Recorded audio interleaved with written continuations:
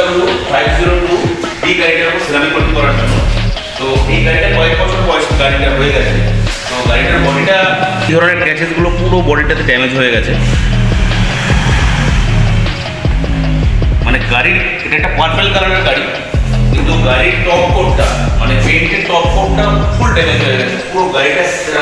পুরো গাড়িটার বনেটটার মধ্যে, শুধু বনেটটা নয় ফুল বডিটার মধ্যে এই ধরনের পুরো ক্র্যাচেসগুলো, পুরো বডি রংটা পুরো ফ্যাকাসে ভাব চলে এসছে। এখন আমরা ডাইরেক্ট গাড়িটার মধ্যে সেরামিক কোট করলে এর অরিজিনাল শোরুম কন্ডিশন রেজাল্টটা আসবে না। তার আগে আমরা পেইন্ট কালেকশন করবো, পেইন্টের ফার্স্ট কম্পোজিশনের রাবিংটা ইউজ করবো।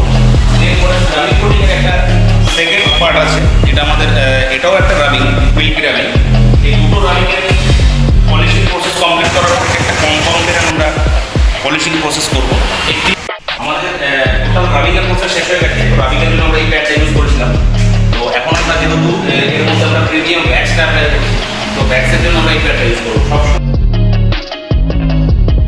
তারপরে আমরা এর মধ্যে আইপিএস স্প্রে করে তারপরে সেরামিক কোটিংটা অ্যাপ্লাই করবো।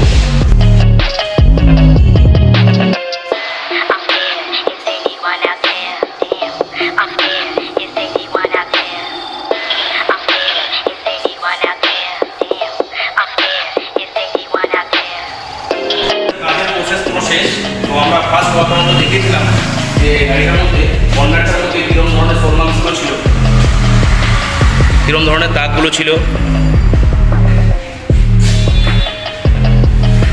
কিছু আমাদের রিমুভ করতে হয়েছে, কারণ সেরামিক কোটিং বডিতে করার আগে গাড়ির মধ্যে যত ধরনের সোল মার্কস স্ক্র্যাচেস থাকবে সেগুলো সমস্ত কিছু ক্লিয়ার করতে হবে। দেখুন বডিটা এখানে রিফ্লেক্ট পুরো আমার ছবিটা দেখা যাচ্ছে যে এতটা হাই গ্লোজিনেস এসছে। টোটাল 7 লেয়ারের কোটিংটা করা হয়েছে। এটা 2 বছর কোম্পানি ওয়ারেন্টি দিচ্ছে। যারা আপনারা নিজের গাড়িগুলো এরকম সোল মার্ক স্ক্র্যাচেসে ধরে গিয়ে যে রংটা ফেড হয়ে গেছে, আপনারা যারা ভাবছেন যে আপনার গাড়িটাকে কী করবেন, রিপেন্ট করবেন, কিন্তু রিপেন্ট করে আপনার গাড়িটাকে ফের মেনটেন রাখতে পারবেন না। কালার প্রোটেকশন আনলে পরে গাড়িটাকে এরকম গ্লসি রাখাই যায় না। তো এই ধরনের সার্ভিসগুলো এখন আমাদের অল ওভার ওয়েস্ট বেঙ্গলে রয়েছে।